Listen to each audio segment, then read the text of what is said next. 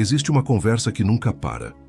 Uma conversa que começa antes de você abrir os olhos e termina só quando você finalmente adormece. Às vezes continua até mesmo enquanto você dorme, disfarçada de sonho. É a conversa mais longa que você vai ter na vida, com mais horas acumuladas do que todas as outras conversas juntas. E é também a conversa que mais determina o que você cria, o que você atrai, o que você se torna e o que você acredita ser possível para você. É a conversa que você tem consigo mesmo.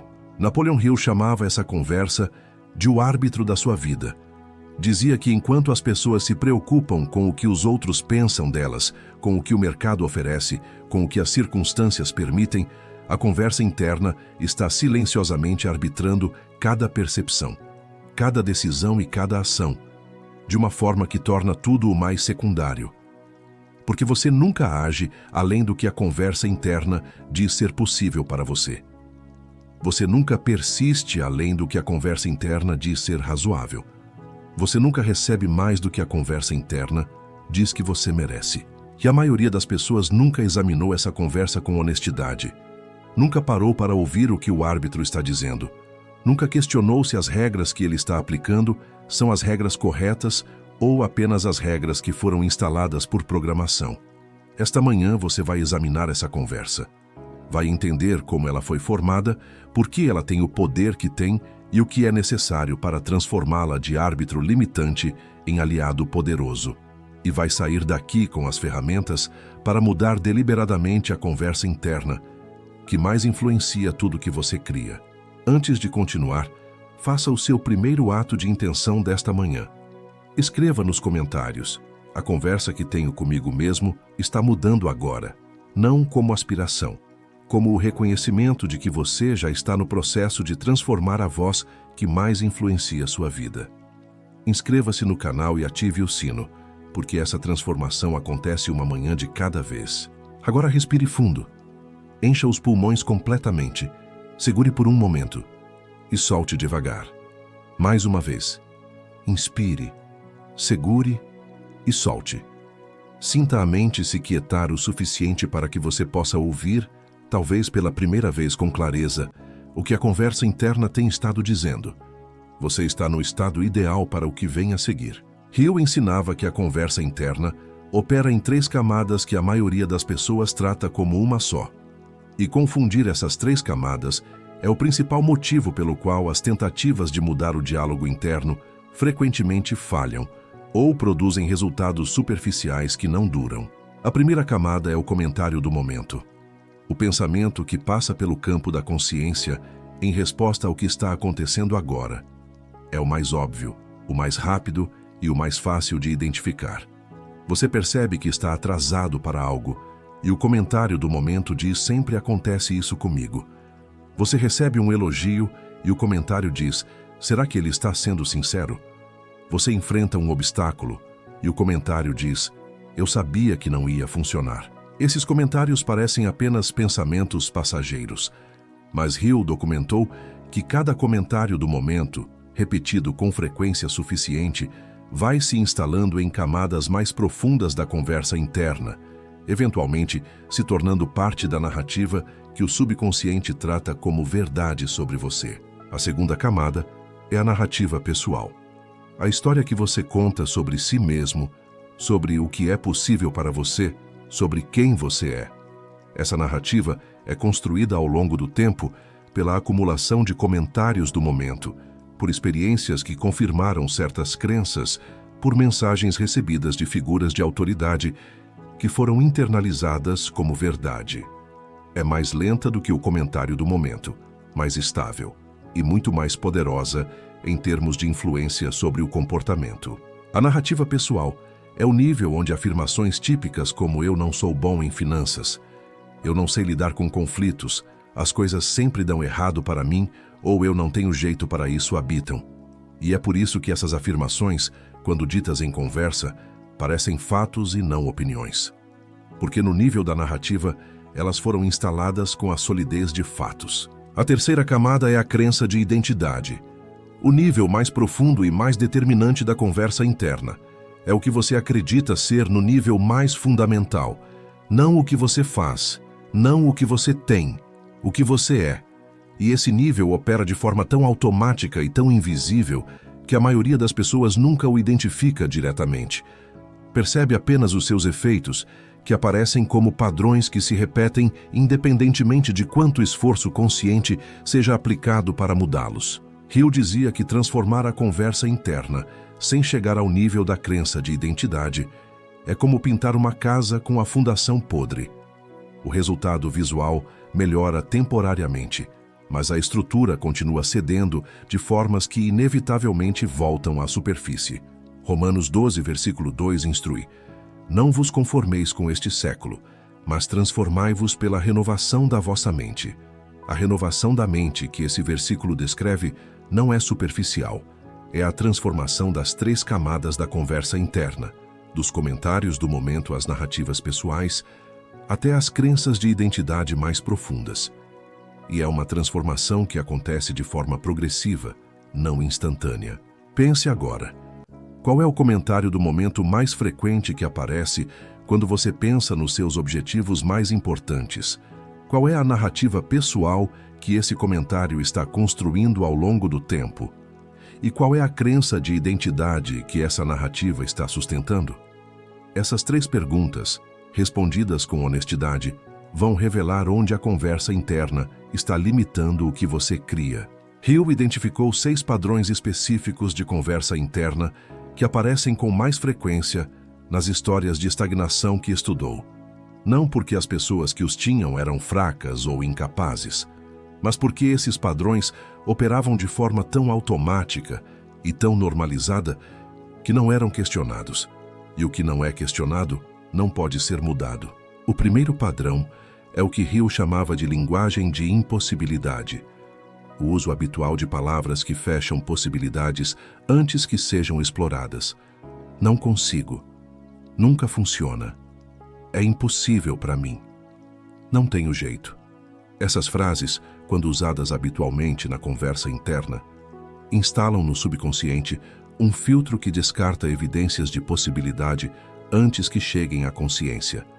A pessoa literalmente não vê as oportunidades que a linguagem de impossibilidade já descartou antes de qualquer avaliação consciente. O antídoto não é forçar otimismo artificial. É substituir a linguagem de impossibilidade por linguagem de exploração. Em vez de não consigo, como eu poderia? Em vez de nunca funciona, o que poderia ser diferente desta vez? Em vez de é impossível, o que precisaria mudar para isso se tornar possível? Essa mudança de linguagem não garante resultados imediatos, mas abre os filtros mentais que a linguagem de impossibilidade havia fechado, permitindo que possibilidades antes invisíveis comecem a ser percebidas. O segundo padrão é a generalização catastrófica, o movimento mental que transforma um evento específico em uma verdade universal sobre quem você é. Errei essa vez, portanto, nunca consigo fazer certo. Esse relacionamento não funcionou, portanto, não tenho jeito para relacionamentos. Esse negócio não decolou, portanto, não tenho capacidade empreendedora. Hill documentou que esse padrão era especialmente destrutivo porque usava evidências reais, o erro real, o fracasso real, o relacionamento que não funcionou de verdade, para construir conclusões falsas. O erro aconteceu, mas a conclusão de que você nunca consegue fazer certo é uma generalização que a evidência não suporta. E quando essa generalização se instala como narrativa pessoal, ela começa a criar as condições que a confirmam, tornando-se uma profecia que se autocumpre. Diga agora: erros são dados sobre o que ajustar, não evidências de quem eu sou. Mais uma vez, erros são dados sobre o que ajustar, não evidências de quem eu sou. De novo, erros são dados sobre o que ajustar, não evidências de quem eu sou. Esse reframing simples, aplicado consistentemente cada vez que a generalização catastrófica aparecer, começa a substituir o padrão de generalização por um padrão de aprendizado. O terceiro padrão é a comparação desmoralizante contínua. A conversa interna que constantemente compara o seu meio com o final dos outros, que vê o que os outros aparentemente têm, conquistaram ou alcançaram e usa isso como evidência de que você está ficando para trás, que cria uma sensação crônica de déficit que drena a motivação e a energia que seriam necessárias para avançar. Hill era direto sobre esse padrão. Dizia que a comparação com outros é um dos usos mais improdutivos que qualquer mente pode fazer de si mesma. Não porque o sucesso dos outros não seja inspirador, mas porque a comparação desmoralizante não usa o sucesso dos outros como inspiração. Usa como evidência de inadequação própria. E adequação própria, sendo questionada cronicamente, é um estado emocional que nenhuma quantidade de informação ou estratégia consegue superar. O quarto padrão é o futuro catastrófico. A conversa interna que consistentemente projeta o pior cenário para qualquer situação que ainda não aconteceu. Que imagina com vividez como as coisas podem dar errado antes de ter qualquer evidência de que vão dar. Que trata o fracasso imaginado como mais real do que a possibilidade de sucesso. Hill documentou que esse padrão tem um efeito neurológico real. O sistema nervoso não diferencia completamente entre uma ameaça imaginada vividamente e uma ameaça real. Quando você projeta catastroficamente o futuro, seu sistema nervoso responde como se a catástrofe estivesse de fato acontecendo. E em estado de resposta ao estresse, as funções cognitivas necessárias para criar soluções, perceber oportunidades e manter a perspectiva ficam comprometidas. Aqui quero fazer uma pausa. Se você está reconhecendo algum desses padrões na sua própria conversa interna, curta esse vídeo agora. Esse gesto é em si uma prática de mudar o diálogo de "eu não preciso fazer nada por mim mesmo" para "eu ajo quando o que recebo tem valor para mim". É um voto na nova conversa interna. Curta e continue. O quinto padrão é o julgamento permanente. A conversa interna que constantemente avalia, critica e julga cada ação, cada resultado e cada aspecto de si mesmo com uma severidade que nunca seria aplicada a outra pessoa, que mantém um padrão de autopunição que nenhuma realização consegue completamente satisfazer. Hill observou que esse padrão era particularmente comum em pessoas de alto potencial, que haviam internalizado padrões muito elevados, mas não haviam desenvolvido a compaixão necessária para tratar os seus próprios erros e limitações com a humanidade que mereciam. E o julgamento permanente, embora parecesse motivador, tinha o efeito oposto. Criava um estado emocional de inadequação crônica que eventualmente sabotava exatamente as realizações que tentava produzir. O sexto padrão é o silêncio sobre o positivo. A tendência da conversa interna de registrar, amplificar e repetir o que não vai bem enquanto passa rapidamente ou ignora completamente o que vai bem. Hill documentou que muitas pessoas tinham conversas internas que consistiam em 80 a 90% de crítica, preocupação e revisão de problemas, e apenas 10 a 20% de reconhecimento, gratidão e celebração de progressos. Esse desequilíbrio não é honestidade, é distorção, porque a realidade de qualquer vida contém tanto o que vai bem quanto o que não vai. E uma conversa interna que só registra um lado está sendo tão imprecisa quanto uma que só registra o outro. Agora vamos falar sobre como transformar a conversa interna de forma que produza resultados reais e duradouros. Hill identificou 5 práticas que, quando aplicadas de forma consistente, mudam progressivamente os 3 níveis da conversa interna.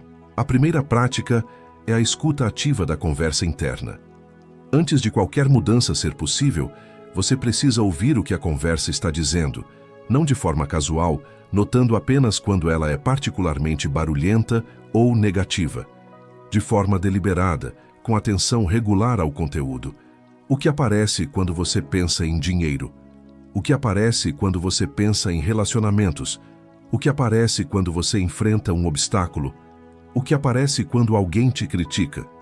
Mapear esses padrões é o primeiro passo para poder intervir neles. A segunda prática é a interrupção deliberada. O desenvolvimento de um gesto mental que interrompe o padrão automático antes que ele se complete. Hill chamava de o ponto de intervenção. O momento em que você reconhece que um padrão negativo está iniciando e deliberadamente introduz uma interrupção antes que ele tome o controle. Essa interrupção pode ser uma palavra, uma imagem, uma respiração deliberada, qualquer coisa que quebre o automatismo e crie uma janela para a escolha consciente. A terceira prática é a substituição com intenção. Não basta interromper o padrão, é preciso ter algo para colocar no lugar. E Hill era específico sobre o tipo de substituição mais eficaz, não uma afirmação genérica positiva que o subconsciente rejeita por ser inconsistente com a crença atual.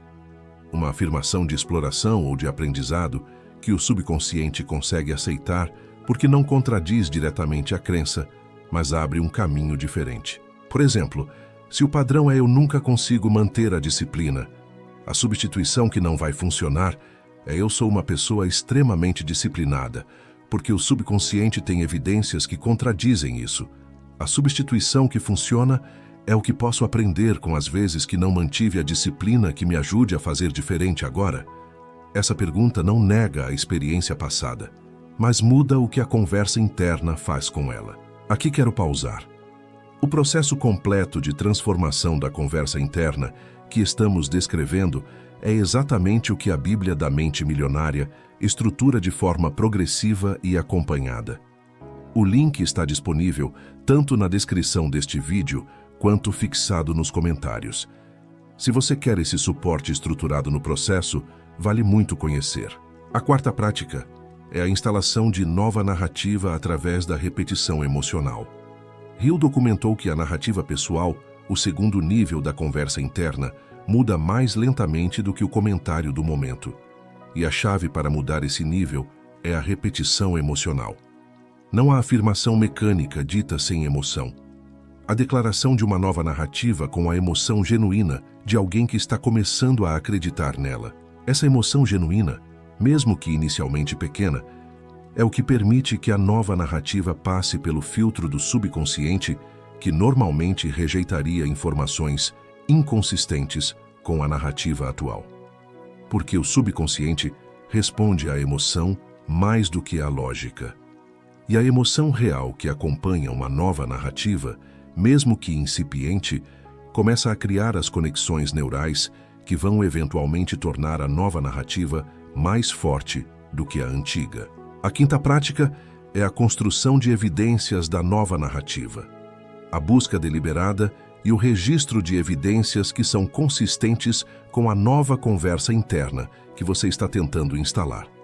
Cada vez que você age de forma consistente com a nova narrativa, cada vez que o resultado confirma a nova crença, cada vez que você manteve a disciplina que a narrativa antiga dizia que não conseguia manter, cada vez que você atravessou um obstáculo que o padrão de generalização catastrófica teria tratado como prova de incapacidade. Esse registro de evidências é o que Hill chamava de banco de provas da nova identidade. E à medida que esse banco cresce, a nova conversa interna vai ganhando a base empírica que o subconsciente precisa para começar a tratá-la como verdade, em vez de como aspiração. Provérbios 4, versículo 23 diz: Sobre tudo que se deve guardar, guarda o teu coração, porque dele procedem as origens da vida. Guardar o coração é guardar a conversa interna. É a escolha deliberada de não deixar qualquer pensamento, qualquer padrão, qualquer narrativa, habitar o espaço interno sem ser examinado e, quando necessário, substituído. Porque do coração, da conversa mais profunda que você tem, procedem as origens de tudo que você cria externamente. Você está guardando o seu coração agora. Ao examinar a conversa interna, ao identificar os padrões que limitam, ao instalar as práticas que transformam. Isso é guardar o coração. E as origens da vida que procedem desse coração guardado vão sendo progressivamente mais alinhadas com o que você foi criado para criar. Agora vamos falar sobre a dimensão da conversa interna, que Hill considerava a mais poderosa e a menos explorada. Ele chamava de diálogo com o subconsciente. A prática deliberada de não apenas monitorar o que o subconsciente está dizendo para você, mas de iniciar conversas com ele, de fazer perguntas que ativam o processamento inconsciente e de criar as condições para que as respostas emerjam. Hill documentou que muitos dos insights mais valiosos que as pessoas mais realizadas que estudou relatavam ter recebido vinham de um estado que ele descrevia como meia escuta. Um estado de atenção relaxada, diferente tanto do pensamento analítico focado quanto do sono, em que a voz do subconsciente conseguia ser ouvida de forma mais clara do que nos estados mais agitados da consciência diurna. Esse estado ocorre naturalmente na transição entre sono e vigília, que discutimos em outra mensagem desta série. Mas pode também ser cultivado através da meditação, da caminhada contemplativa, da atividade física moderada realizada sem distrações, ou de qualquer prática que reduza o ruído mental o suficiente para que o processamento subconsciente se torne acessível. E a forma mais produtiva de usar esse estado, segundo Hill, era trazer para ele uma pergunta específica. Não pedir ao subconsciente a solução completa para um problema complexo. Uma pergunta direcional que ativa o processamento sem exigir uma resposta imediata. Qual é o próximo passo mais importante nessa situação? O que está impedindo o avanço nessa área? Como posso criar mais valor no que estou fazendo? Essas perguntas, feitas com intenção genuína e então deixadas sem forçar a resposta, frequentemente produzem insights que chegam horas ou dias depois, nos momentos mais inesperados, com uma clareza e uma especificidade que o pensamento analítico sozinho raramente consegue criar. O diálogo com o subconsciente transforma a conversa interna de um monólogo que você recebe passivamente em um diálogo que você pode iniciar ativamente. E quando você aprende a iniciar esse diálogo com as perguntas certas, o subconsciente se torna um aliado ativo no processo de criar o que você quer criar. João 14, versículo 26, fala sobre o Espírito Santo como aquele que vos ensinará todas as coisas e vos fará lembrar de tudo o que vos disse.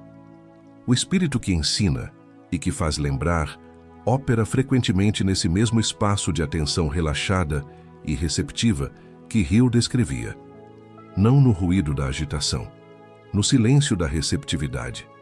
E cultivar esse silêncio receptivo é cultivar a capacidade de ouvir não apenas o subconsciente, mas também a orientação que vai além do subconsciente. Agora as afirmações finais desta manhã. Repita cada uma com a consciência de que está transformando a conversa mais importante que você tem. A conversa que tenho comigo mesmo está sendo transformada em aliado em vez de árbitro limitante. Repita. A conversa que tenho comigo mesmo está sendo transformada em aliado em vez de árbitro limitante. Eu escuto os padrões da minha conversa interna com honestidade e os substituo com intenção deliberada. Repita. Eu escuto os padrões da minha conversa interna com honestidade e os substituo com intenção deliberada. Erros são dados de aprendizado e não evidências de quem sou. Repita. Erros são dados de aprendizado e não evidências de quem sou. Eu construo evidências diárias da nova narrativa que estou instalando sobre quem sou e o que sou capaz de criar. Repita. Eu construo evidências diárias da nova narrativa que estou instalando sobre quem sou e o que sou capaz de criar. Eu começo meu dia vencendo porque a conversa que tenho comigo mesmo está mudando tudo. Repita com tudo. Eu começo meu dia vencendo porque a conversa que tenho comigo mesmo está mudando tudo. Sinta cada afirmação sendo instalada nos 3 níveis da conversa interna: no comentário do momento, na narrativa pessoal e na crença de identidade. Napoleon Hill concluiu que a conversa interna é o campo de batalha mais importante de qualquer vida. Não porque seja o lugar onde o conflito acontece, mas porque é o lugar onde o resultado de todos os outros conflitos é determinado. O que você acredita ser possível nessa conversa determina o que você tentará. O que você acredita merecer determina o que receberá. O que você acredita ser determina o que se tornará.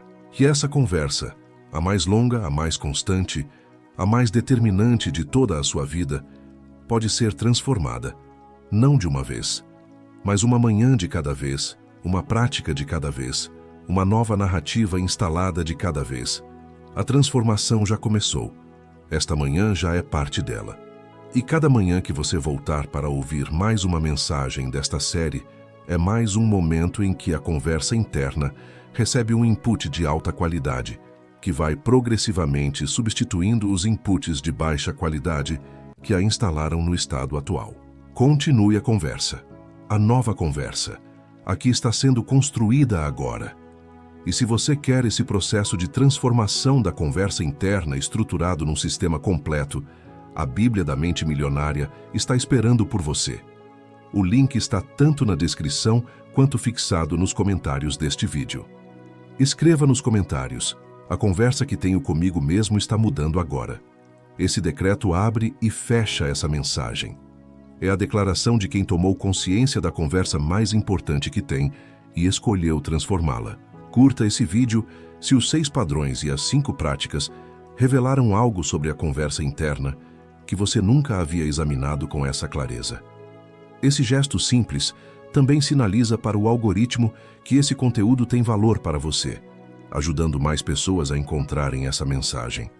Compartilhe com alguém que você sabe que tem uma conversa interna especialmente dura consigo mesmo, porque pode ser que essa mensagem seja exatamente o que essa pessoa precisava ouvir. E se inscreva no canal porque amanhã cedo tem mais uma manhã de transformação esperando por você. Nos vemos amanhã, com mais uma manhã, com mais uma conversa interna um pouco diferente da de ontem, com mais um passo em direção à versão de você que a nova conversa está construindo. A conversa está mudando, e tudo que ela determina está mudando junto. Mas antes de encerrar, Hill deixou uma observação sobre a conversa interna e o tempo que vai mudar como você pensa sobre cada momento de silêncio interno pelo resto da vida. Ele dizia que o silêncio não é a ausência de conversa interna. É o espaço onde a conversa mais importante pode acontecer sem a interferência do ruído habitual. A maioria das pessoas evita o silêncio precisamente porque teme o que a conversa interna vai dizer quando não há distrações para abafá-la. E essa fuga do silêncio é uma das formas mais eficazes de nunca examinar a conversa que mais determina a vida. Porque no silêncio, os padrões ficam visíveis, as narrativas se revelam, as crenças de identidade emergem sem disfarce. Mas esse é exatamente o motivo pelo qual o silêncio deliberado é tão valioso. Não apesar do que ele revela, por causa do que revela, porque você não pode transformar o que não consegue ver. E o silêncio é a condição que torna a conversa interna visível, de uma forma que o ruído constante nunca permite. Hill recomendava o que chamava de sessões de silêncio deliberado. Períodos curtos, de 10 a 15 minutos, em que você deliberadamente se expõe ao que a conversa interna está dizendo, sem nenhuma distração que a abafe. Sem celular, sem música, sem conteúdo externo. Apenas você e a conversa. No início dessas sessões, o que emerge frequentemente é desconfortável. Os padrões que a distração estava abafando ficam barulhentos quando não há mais nada para cobri-los. Mas, com o tempo, à medida que a prática se aprofunda, o silêncio começa a produzir algo diferente. Clareza, insight. E a voz mais quieta e mais sábia que Hill identificava como a mais confiável de todas as vozes internas, mas que raramente é ouvida no meio do ruído. 1 Reis 19, versículo 12, nos lembra que a voz que mais importa não veio no vento forte, no terremoto ou no fogo. Veio depois de todos eles, na voz mansa e delicada, a voz que só é ouvida quando tudo o mais se quieta. Pratique o silêncio, não como disciplina ascética, como a estratégia mais inteligente para ouvir a conversa mais importante que você tem, a que vai mudar tudo quando finalmente for ouvida com clareza suficiente para ser transformada. E nos vemos amanhã cedo, com mais uma manhã, com mais um momento de silêncio deliberado que revela e transforma a conversa interna que determina tudo. A conversa está mudando, manhã por manhã, silêncio por silêncio, palavra por palavra. Boa manhã. E que a conversa que você tem consigo mesmo neste dia seja a melhor que você já teve. E há uma última dimensão da conversa interna que Hill explorou e que pode ser a mais transformadora de todas para quem tem lutado com padrões negativos por muito tempo. Ele chamava de compaixão como ferramenta de transformação. A maioria das abordagens para mudar a conversa interna foca na substituição do negativo pelo positivo. E essa substituição é necessária. Mas Hill documentou que sem compaixão genuína por si mesmo no processo, a substituição frequentemente cria uma nova camada de autocrítica. Você passa a se criticar por ter os pensamentos negativos que está tentando substituir. E essa metacrítica, a crítica da crítica, adiciona mais ruído ao sistema em vez de reduzi-lo. A compaixão como ferramenta de transformação é diferente. É a capacidade de reconhecer os padrões negativos da conversa interna com entendimento, em vez de julgamento. De ver que esses padrões foram instalados por circunstâncias que você não escolheu, por mensagens de ambientes que você não selecionou, por experiências que aconteceram antes que você tivesse maturidade suficiente para processá-las adequadamente, e de tratar esses padrões com a mesma compaixão que você daria a um amigo que revelasse ter os mesmos pensamentos. Essa compaixão não é condescendência consigo mesmo. Não é desculpa para não mudar. É o estado emocional mais eficaz para a mudança genuína, porque a mudança que emerge da compaixão é estável e progressiva. A mudança que emerge da autocrítica severa é instável e frequentemente revertida quando a pressão da autocrítica se torna insuportável. Hill documentou que as pessoas com as conversas internas mais transformadas não eram as que tinham sido mais severas consigo mesmas no processo de mudança. Eram as que haviam aprendido a combinar exigência com compaixão, a manter padrões elevados para o que queriam criar, enquanto tratavam o processo de chegar lá com a paciência e a gentileza que qualquer transformação real exige. Mateus 22, versículo 39, instrui: Amarás o teu próximo como a ti mesmo. A instrução de amar o próximo pressupõe que você ama a si mesmo como referência, não egocentrismo, autocompaixão saudável, que reconhece o próprio valor, trata os próprios erros com humanidade e mantém a crença na própria capacidade de crescer, mesmo diante da evidência atual de limitação. Trate a conversa que você tem consigo mesmo com esse amor, não apenas com exigência, com o amor que reconhece o valor do que você é, enquanto convida ao crescimento do que você ainda pode se tornar. Essa é a conversa que muda tudo. Não a conversa de autocrítica severa, a conversa de amor exigente, de compaixão que não desiste, de crença que persiste. E essa conversa começa agora, nesta manhã, com cada afirmação repetida, com cada padrão identificado com gentileza, com cada nova narrativa instalada, com a emoção de quem genuinamente acredita no que está construindo. Até amanhã cedo, com mais uma conversa interna transformada, com mais um dia de diálogo que constrói em vez de limitar. A conversa mais importante da sua vida está mudando, e tudo que ela determina está mudando junto. E uma última prática de Hill para a conversa interna que vai potencializar tudo que foi discutido. Ele chamava de carta de identidade futura.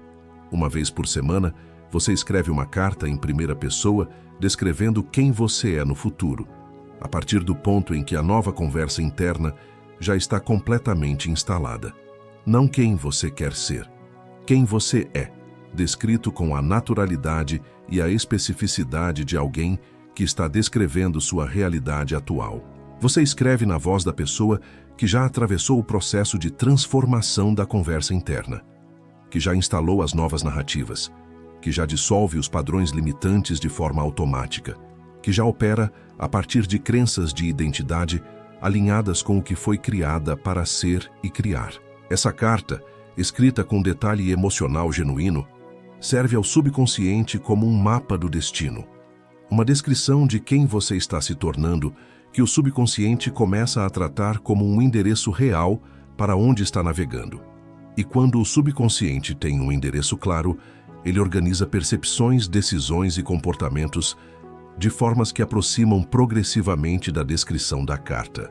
Hill dizia que a carta de identidade futura é uma das formas mais poderosas de instalar mudança no nível da crença de identidade.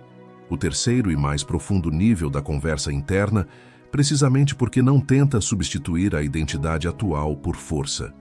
Ela descreve a identidade futura com tanto detalhe e tanta emoção que o subconsciente começa a tratá-la como algo que já pertence ao histórico do ser, mesmo sendo uma descrição do futuro. Escreva sua carta esta semana. Descreva quem você é depois que a conversa interna foi transformada. Como você pensa sobre si mesmo, como você responde aos desafios, como você fala sobre suas capacidades, como você se relaciona com seus erros, o que você diz internamente quando uma oportunidade aparece. Seja específico, seja emocional, seja a voz da versão de você que já chegou onde está indo. E então leia essa carta toda manhã antes das afirmações. Deixe que ela seja o contexto no qual as afirmações fazem sentido. O destino para o qual cada prática está apontando. Porque você não está apenas tentando mudar o que pensa. Está construindo quem você é. E a carta de identidade futura é o projeto arquitetônico da pessoa que está sendo construída, manhã por manhã, conversa por conversa, palavra interna por palavra interna. A construção está em curso, e o que está sendo construído vai surpreender até você mesmo quando estiver completo. Boa manhã, e que a conversa interna de hoje seja o primeiro rascunho da carta que você vai escrever.